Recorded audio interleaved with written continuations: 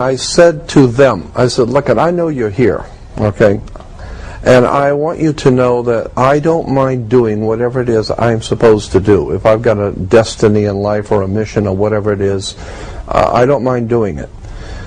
I was being exposed at a very early age to the really totally dark side, a side of the occult world that most people don't even want to think about. I woke up one night, in the middle of the night, and I went totally ballistic. When I woke up, there was an entity in the room, and it was, I cannot tell you how evil the presence was to my spirit. Whatever it was that was in my room was so profoundly evil. I said to them, I don't mind doing whatever it is I'm supposed to do.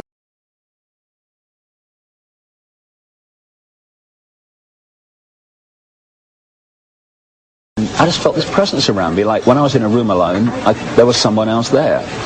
I remember sitting in the Kensington Hilton Hotel working for the BBC or one night on the side of the bed, and I said to whatever, for God's sake, if there's something there, would you please contact me, because you're driving me up the wall. The voices continued. They told David that he was the Son of God and that the world was about to be torn apart by natural disasters. David was panicked by these messages, and he sought advice from a psychic. She starts telling me that I was going to be world famous, that I was going to go out on a world stage, face enormous opposition, and tell the story. Let me get the story right. The press claim that you claim to be the Son of God. Mm-hmm. Is that true? Yes, you see, the thing is that it's quite funny, really. You know, 2,000 years ago, had a guy called Jesus sat here and said these same things, you would still be laughing. It's really, really funny that we've not really moved on that much. When may we expect tidal waves, eruptions, earthquakes? When these things happen... As they will? As they will, my goodness, they will. When is the first thing going to happen? Well, it will certainly happen this year. The first sequence will begin this year. What will happen if they don't happen? What will happen to you? They will happen, because if they don't happen, there will be no Earth. They're laughing at you. They're not laughing with you. Fine. What I've heard you say sounds absolute lunacy to me. Yeah. I still think you're soppy as a box of frogs. Yeah. David Icke, thanks very much indeed. If you want a brain, sell it with dialoneliness. And the scores are teetering on the brink of being exciting. What with Paul and David with 6, and with Ian and Nick with 13. We need a miracle, David.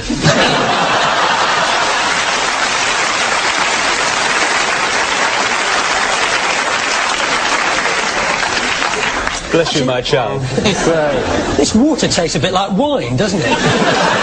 Obviously, my family were, at the time, devastated, because, especially my children, because, you know, their dad was now a figure of ridicule.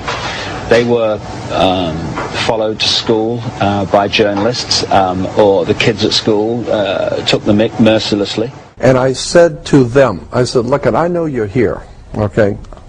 And I want you to know that I don't mind doing whatever it is I'm supposed to do. If I've got a destiny in life or a mission or whatever it is, I don't mind doing it.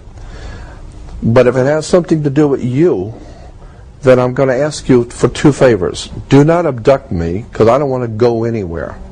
And don't frighten me in my bedroom. I don't want to wake up and find something in my bedroom I can't handle, okay? So don't mess with me, and don't scare me to death, and I don't want to go anywhere.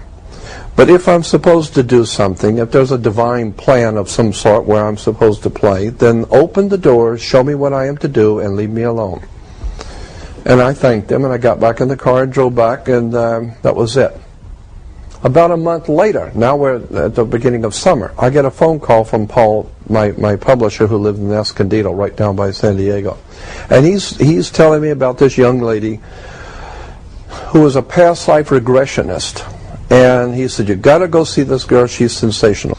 Being a very spiritually inclined, past life regressionist type of person, she has you lay on the table and take your rings off and your watch, and she's setting up the candles and lighting candles and doing some sort of a little ritual thing. And I'm just laying there watching her. I mean, Paul says she's great, we'll find out. And she's talking to someone. And I'm laying there watching her, and she's talking to someone. And I said, who are you talking to? And she said, oh, I'm talking to your friends who brought you here. And I said, oh, okay. Brought me to your house? She said, no. Your friends who brought you to the earth. You've come here from another place, and they have brought you here to do something. I said, I've often wondered about that. Where did I come from? I mean, really, what am I doing here? And she says, well, and I'm just telling you what she said. She said, they are Pleiadians, and they have brought you here to do something. And you are ultimately going to be a emissary, was the word, an emissary for them. They're going to channel through you. They're going to use you, and they will speak through you. And they have been preparing you for many, many years. I said, oh, okay. I don't know.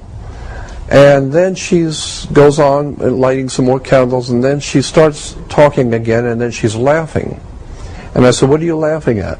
And she said, oh, they told me something funny about you. And I said, what?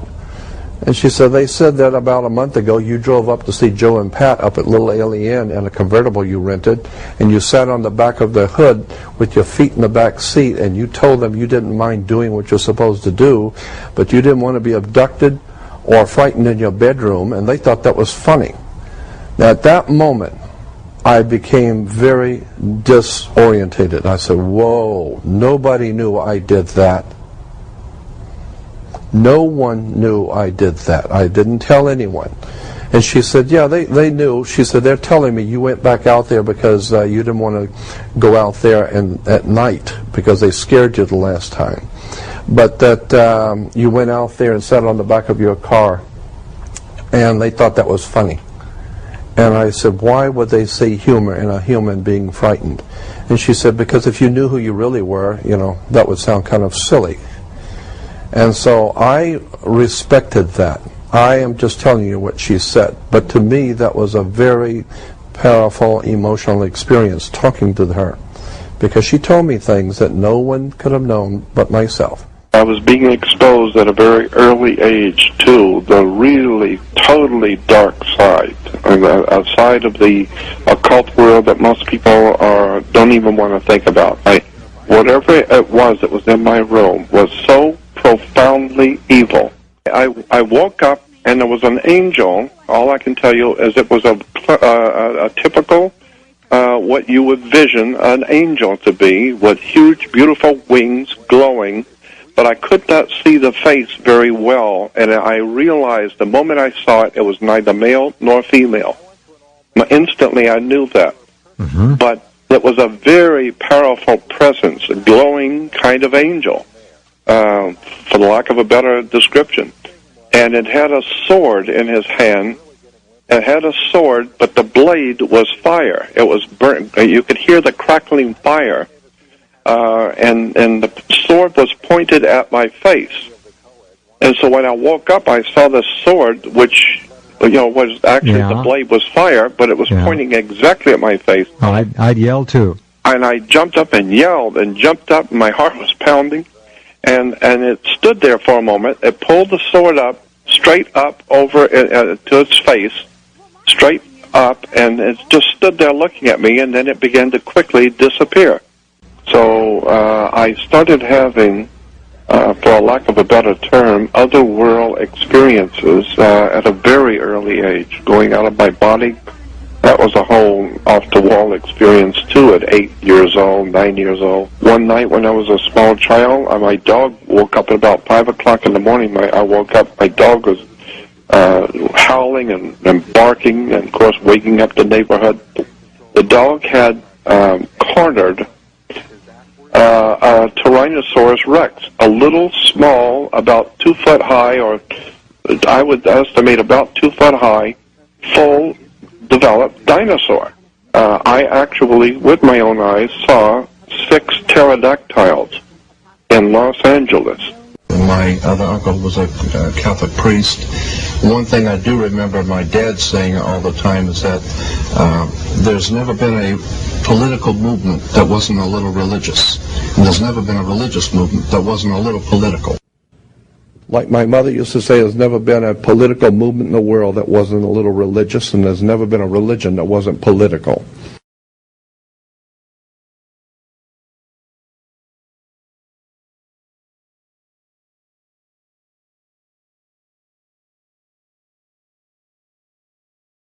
I was being exposed at a very early age to the really totally dark side, a side of the occult world that most people don't even want to think about. I woke up one night, in the middle of the night, and I went totally ballistic. When I woke up, there was an entity in the room, and it was, I cannot tell you how evil the presence was to my spirit. Whatever it was that was in my room was so profoundly evil. And I said to them, I want you to know that I don't mind doing whatever it is I'm supposed to do. I don't mind doing it.